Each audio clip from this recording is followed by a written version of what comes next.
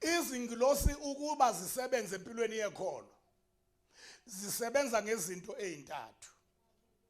One, zisebenza ngefaith, ukumkholwa uNkulunkulu noma ngabe akukholwa utho libona ngamehlo luvumelana nalento edingakalayo.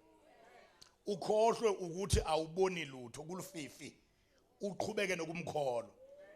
Zisebenze ngeutterance, into ephinyiselwe wena ngomlomo wakho. I-utterance ke igama eliphethe izinto eziningi eziseBhayibhelini kodwa zonke zingena under utterance. Bangizwa abantu abakhona la endlini.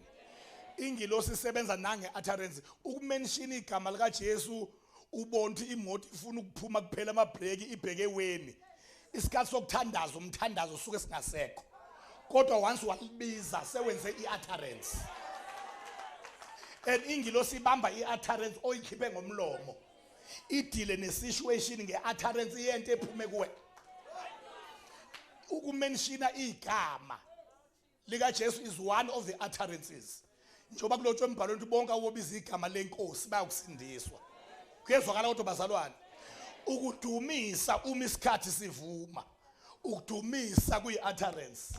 Ukukhuleka kuyi-utterance. And faith, confession of faith, uconfess into oyikholwayo kuyi-utterance.